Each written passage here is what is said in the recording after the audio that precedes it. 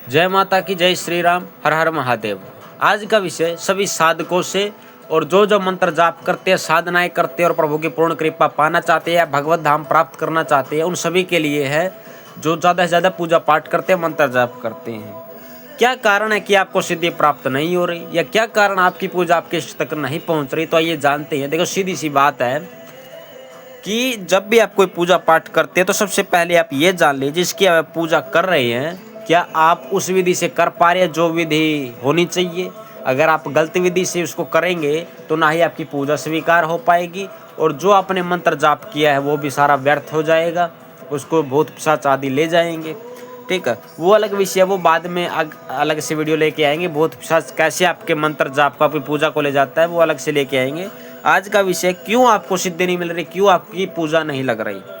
पहली बात, आपके जो पूर्व कर्म है या इस जन्म के पूर्व कर्म हैं, अगर वो ज़्यादा पाप वाले हैं तो आप जितना ज़्यादा जाप करेंगे, सबसे पहले वो कर्म कटने शुरू होंगे। ठीक है, इसलिए किसी ने मान लीजिए 1.25 लाख मंत्र का जाप किया और उसे लगा 1.25 लाख में वो मंत्र जागृत हो जाएगा, लेकिन मंत्र जागृत नहीं। और उसका सीधा सा कारण है क्योंकि आपके पूर्व कर्म बहुत ही खराब है और उनको कटने में समय लग रहा है, इसलिए वह मंत्र जल्दी से जल्दी जागृत नहीं हो पा रहा है। क्योंकि जब भी आप किसी मंत्र को जपते हैं तो सबसे पहले आपके कर्म ही आगे आते हैं, कर्म काटे जाते हैं, क्योंकि बिना कर्म कटे आप किसी भी सिद्धि को प्रत्यक्ष नहीं कर सकते। जिसके सामने सिद्धि प्रत्यक्ष हो गई, समझ लीजिए उसका उतना कर्म कट चुका है जितनी उस सिद्धि के लिए उससे को कर्म काटना चाहिए था। इसलिए पहली बात, अच्छे कर्म कीजिए, अपने कर्म को ज़्यादा काटिए। वो हो सकता है जितना हो सके नाम जप कीजिए, कीर्तन कीजिए, दान कीजिए, जप तप कीजिए, ज़्यादा से ज़्यादा अपना कर्म काटिए, पूर्व कर्म, आपको जल्दी जल्दी सिद्धि प्राप्त हो। तो पहला कारण आपका कर्म। ठीक, दूसरा, जिस भी मंत्र को आप जप रहे हैं, जिस भी इष्ट की आप पूजा कर रहे हैं, क्या उनको आप वो भोग दे पा रहे हैं। मान लीजिए आपका सामर्थ्य 2 लौंग 2 इलायची 2 पतासे का, आप वही दीजिए। भगवान तो भाव देखते हैं, लेकिन भाव का अर्थ ये नहीं कि आप मन ही मन जपे और बाहर कुछ करे ना, वो दुष्टता वाला कार्य है। फिर ऐसे तो फिर कर्म कांड है जो वेदों में पुराणों में लिखे, वो इसका मतलब व्यर्थ है। तुम्हारी नज़र में तो सब भाव से ही होता है। भाव का मतलब क्या है कि भगवान को हम 56 भोग लगा रहे हैं, वही हम खा रहे हैं, वही भगवान को खिला रहे हैं, वही तो भाव होता है। अब लोगों की मंदबुद्धि देखो कि मन में ही मन में जाप करो, ना पूजा करो, ना आरती करो, वही भाव है। तो ये दुष्टता छोड़ दो, अच्छे से जाप करो, और मंत्र का प्रभाव तभी मिलेगा जब मंत्र का भोग लगाओगे। जैसे हनुमान जी का अगर मंत्र जाप करते हो तो आपको लड्डू और हनुमान जी को मीठा पान अवश्य लगाना चाहिए, उनको बहुत ही प्रिय है, जिससे मंत्र का भोग पूरा हो जाए। ठीक, और इसमें एक विषय और आता है कि जिसके भी आप मंत्र जाप कर रहे हो उनके प्रति श्रद्धा भाव होना जरूरी है। अगर आप सिर्फ इसलिए सिद्धि जप रहे हैं कि हम तो बस जप रहे हैं, हमको जन कल्याण करना, भूत प्रेत पकड़ने हैं, धन चाहिए या कुछ ऐसी चाहिए, लालची आपके स्वार्थ है, आपको भगवान से कोई लगाव नहीं, आप मंत्र जाप किए जा रहे हो, तो वह बहुत समय लग जाता है उस मंत्र को जागृत होने में, उस साधना को फलीभूत होने में बहुत ज़्यादा समय लेती है वो। अगर आपका भाव सच्चा है, भगवान को प्रसन्न करना चाहते हैं, भगवान से कोई ना कोई रिश्ता अवश्य रखिए। ठीक, हनुमान जी से पिता का रखिए, ठीक है, आप भाई का रख सकते हैं, मित्र का रख सकते हैं।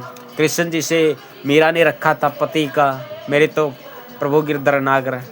ठीक है, तो इस प्रकार भगवान से श्रद्धा भाव रखिए, ज़्यादा से ज़्यादा मंत्र जाप करिए, जिससे भी आप जप रहे हैं वो है मंत्र बहुत जल्दी जागृत हो जाएगा।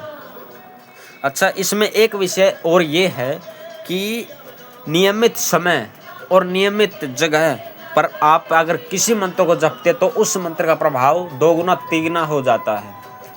कैसे? जैसे मान लीजिए आप भोलेनाथ जी की खूब सेवा करते हैं, उनका पंचाक्षरी जाप करते हैं, आप 12 ज्योतिर्लिंग में से किसी भी पे भी गए, काशी विश्वनाथ चले गए, हरिद्वार चले गंगा किनारे, आप वहाँ बैठ के पंचाक्षरी जप करने लग गए, तो उस मंत्र का फल हजारों गुना बढ़ जाएगा। आप घर पे जप रहे हो उसका कम मिल रहा है, लेकिन गंगा के किनारे जब गंगा में खड़े होकर जपोगे और बढ़ जाएगा, मंदिर में बैठ के करोगे गंगा किनारे और बढ़ जाएगा, पहाड़ पे जाके मनसा देवी मंदिर पे जपोगे और बढ़ जाएगा, माँ कामाख्या जाके करोगे और बढ़ जाएगा।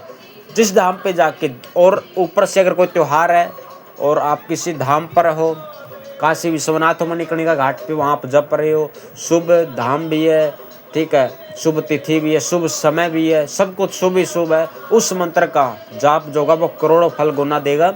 ठीक है, इस प्रकार से इन सभी कारणों से आपका मंत्र सिद्ध होता है। अगर आप मंत्रों में नियम प्रेज नहीं लेके चलते, अपने अच्छे कर्म नहीं करते, बुरे कर्मों को नहीं काटते, ठीक है, भगवान के प्रति श्रद्धा समर्पण नहीं रखते, तो आपकी सिद्धि कभी फलीभूत नहीं होने वाली, ये अवश्य जान लीजिए। हाँ, आप गंदी तांत्रिक क्रियाओं से गंदी क्रियाओं को जरूर अपने पास बुला सकते हैं, भगवान को आप कभी प्रसन्न नहीं कर सकते, नरक के भोगी अवश्य बन सकते हो इन दुष्ट क्रियाओं को करके। भले मुर्गा बकरा आदि दे के गंदी शक्तियों को तो हाजिर कर सकते हो, अच्छी शक्तियों को तुम कभी नहीं रख सकते, ना बुला सकते। और गंदी शक्तियों को बुलाओगे, बाद में तुम भूत पिशाचों की योनि में ही जाने वाले हो, ये अवश्य जान लो, क्योंकि गंदा कर्म का गंदा ही नतीजा मिलता, फिर जान लीजिए। अगर आपको हमारी वीडियो अच्छी लगी तो चैनल को सब्सक्राइब अवश्य कर दे। जय माता की।